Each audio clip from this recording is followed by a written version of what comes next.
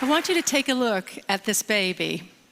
What you're drawn to are her eyes and the skin you love to touch. But today I'm going to talk to you about something you can't see. What's going on up in that little brain of hers? The modern tools of neuroscience are demonstrating to us that what's going on up there is nothing short of rocket science. And what we're learning is going to shed some light on what the Romantic writers and poets described as the celestial openness of the child's mind. What we see here is a mother in India, and she's speaking Koro, which is a newly discovered language. And she's talking to her baby. What this mother and the 800 people who speak Koro in the world understand that to preserve this language, they need to speak it to the babies. And therein lies a critical puzzle. Why is it that you can't preserve a language by speaking to you and I, to the adults? Well, it's got to do with your brain. What we see here is that language has a critical period for learning. The way to read this slide is to look at your age on the horizontal axis. You've done that. And you'll see on the vertical your skill at acquiring a second language. The babies and children are geniuses until they turn 7, and then there's a systematic decline. After puberty, we fall off the map. No scientists dispute this curve, but laboratories all over the world are trying to figure out why it works this way.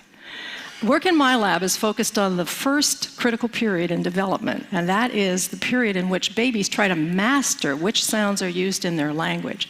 We think by studying how the sounds are learned, we'll have a model for the rest of language, and perhaps for critical periods that may exist in childhood for social, emotional, and cognitive development. So we've been studying the babies using a technique that we're using all over the world in the sounds of all languages. The baby sits on a parent's lap, and we train them to turn their heads when a sound changes, like from ah to e.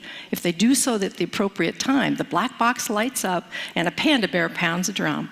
A 6-monther adores the task. What have we learned? Well, babies all over the world are what I like to describe as citizens of the world. They can discriminate all the sounds of all languages, no matter what country we're testing and what language we're using. And that's remarkable because you and I can't do that. We're culture-bound listeners. We can discriminate the sounds of our own language, but not those of foreign languages. So the question arises, when do those citizens of the world turn into the language-bound listeners that we are? And the answer? Before their first birthdays. What you see here is performance on that head turn task for babies tested in Tokyo and in the United States, here in Seattle, as they listen to ra and la, sounds important to English but not to Japanese. So at 6 to 8 months, the babies are totally equivalent. 2 months later, something incredible occurs. The babies in the United States are getting a lot better. The babies in Japan are getting a lot worse, but both of those groups of babies are preparing for exactly the language that they're going to learn. So the question is, what's happening during this critical 2-month period? This is the critical period for sound development, but what's going on up there? So there are 2 things going on. The first is that the babies are listening intently to us, and they're taking statistics as they listen to us talk. They're taking statistics. So listen to 2 mothers speaking Motherese, the universal language we use when we talk to kids. First in English and then in Japanese. I love your big blue eyes. So pretty and nice. うわー、大きな茶色いお目目。そして綺麗な黒い髪。 During the production of speech, when babies listen, what they're doing is taking statistics on the language that they hear. And those distributions grow. And what we've learned is that babies are sensitive to the statistics, and the statistics of Japanese and English are very, very different. English has a lot of R's and L's, the distribution shows, and the distribution of Japanese is totally different, where we see a group of intermediate sounds, which is known as the Japanese R. So babies absorb the statistics of the language, and it changes their brains. It changes them from the citizens of the world to the culture-bound listeners that we are. But we as adults are no longer absorbing those statistics. We're governed by the representations in memory that were formed early in development. So what we're seeing here is changing our models of what the critical period is about. We're arguing from a mathematical standpoint that the learning of language material may slow down when our distribution's stabilized. It's raising lots of questions about bilingual people. Bilinguals must keep two sets of statistics in mind at once and flip between them, one after the other, depending on who they're speaking to. So we asked ourselves, can the babies take statistics on a brand new language? And we tested this by exposing American babies who'd never heard a second language to Mandarin for the first time during the critical period. We knew that when monolinguals were tested in Taipei and Seattle on the Mandarin sounds, they showed the same pattern. 6 to 8 months, they're totally equivalent. 2 months later, something incredible happens. But the Taiwanese babies are getting better, not the American babies. What we did was expose American babies during this period to Mandarin. It was like having Mandarin relatives come and visit for a month and move into your house and talk to the babies for 12 sessions. Here's what it looked like in the laboratory. 发生了什么事情哦？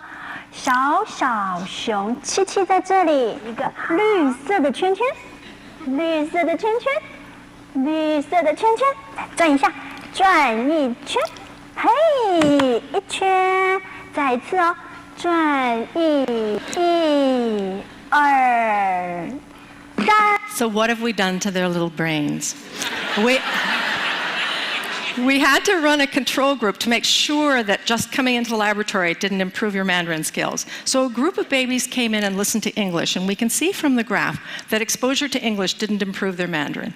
But look what happened to the babies exposed to Mandarin for 12 sessions. They were as good as the babies in Taiwan who'd been listening for 10.5 months.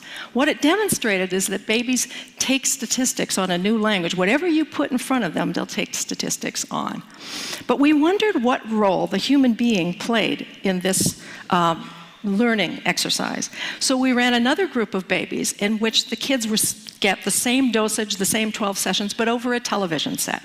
And another group of babies who had just audio exposure and looked at a teddy bear on the screen. What did we do to their brains? What you see here is the audio result, no learning whatsoever, and the video result. No learning whatsoever.